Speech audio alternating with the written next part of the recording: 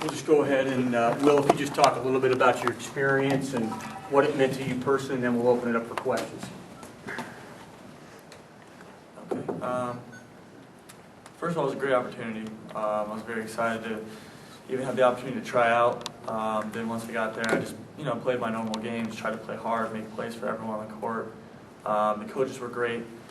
They really coached me through things. I've learned a lot in this experience, and I think we can say the same. First question? Well, it sounds like you gained confidence through the experience and played better towards the end. Can you talk about that progression as you went through everything? Yeah, I tend to struggle at the beginning, but like you said, I got more comfortable. The rules are a little bit different. Once we got used to that, our team started gelling a little bit, and I knew I could kind of find my niche throughout the team. And my teammates did a great job finding me throughout the whole thing. So, yeah, the guard play was fantastic. Same with the bigs. Unfortunately, we didn't play as well as we should have, but it was a great experience for all of us. What did you find out just your niche was? When you say you developed a niche, what did you feel like you did? Pretty much my same thing here. Was just moving without the ball. Once I realized where guys like to get the ball, I can kind of feed off of that and know when to cut, when to move, when to pass it, certain things. So really, once I got a feel for everyone else's game, they kind of got a feel for my game as well. The whole when you say you learned a lot, are there any lessons you take forward from here you can specify? No question. Coach McKillop he's really quirky when it comes to certain things, and really he taught a lot about out-of-bounds defense, out-of-bounds offense. So that's something that I can really take back here and just kind of preach to the other guys on the team. You've practiced against a lot of talent here, but when you're practicing against even higher level of talent in the workouts, the tryouts, and in the games, how does that improve you as a player? A lot. I mean, anytime you can raise the level of competition, it really helps everyone. So, couldn't say anything better about those guys out there in Colorado. And then when we brought it to Russia, they also bring the same intensity. Unfortunately, we didn't make shots as much as we wanted to, and our defense wasn't as great. But like you said, the competition was great, and it really just helped me out through this whole process. Beyond the basketball, the opportunity to go to Russia, and I don't know how much opportunity you had to sightsee or anything, but was there anything that really stood out outside the basketball court? Well, there's 136 countries represented in the World University Games and 10,000 athletes. So if you can imagine us all singing in a village that was probably the size of this campus. We all ate in the same place. We all, saw movies in the same place. So it was really cool just to interact with different cultures. You see people from different countries that you would never see throughout your whole life. So that's definitely probably the coolest thing out of anything. What was most challenging about the style of play over there, and how was it different from maybe what you see in the Big Ten and college basketball? It's very hard to explain, but the game of basketball is just completely different over there. Just the way everyone moves, the way screens are set. So when you're out here in the Big Ten, you kind of know when you're on the court when the screen's going to come and where it's going to come from. But in this, they set screens like in the middle of the lane. You got guys running out of bounds. It's wild. Do you think you can take anything from those differences that'll help you this coming season? Sure, but the style of play is so much different, and they want to do different things. And then all the players they play differently. So the guys who can transition from the European game over are the best players. But I think the American game is where I want to be. Is that part of how the game's officiated over there? How they might call a screen, or how a screen is played, a foul that might not be a foul here, that kind of thing? Yeah, there's no hands. You can't use your hands at all, but you can just use your chest and body the heck out of a guy. So, that's what the stuff that we had to get used to was playing with our hands. The big guys really struggled throughout the whole thing, really trying to do that. And then the traveling calls were an absolute disaster, but we got used to it after a while. So. When you say disaster, what do you mean? Are they real liberal or real tight with it? Real tight. The travels are very different. Just when you first catch the ball and put it down, but then once you can pick it up, it seems like you can take 7 steps. The experience of the whole thing, how does that help you coming back to the program, and what can you bring back to help the younger guys and just going into your senior year? Just to tell them that the game's different everywhere, So, try to develop your game to where you can play anywhere. Don't try to focus on one exact thing, and just kind of watch film with different guys, different things, and try to pick up things from everyone. I think that's what I did.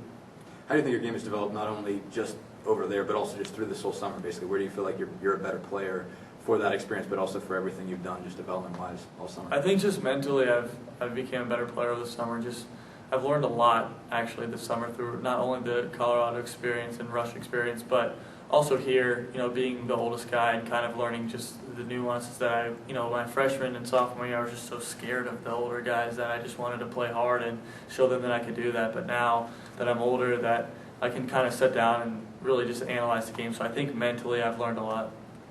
When you are a senior and got to be looked at, I guess, as one of the captains of this team, and you go away for a while and then come back.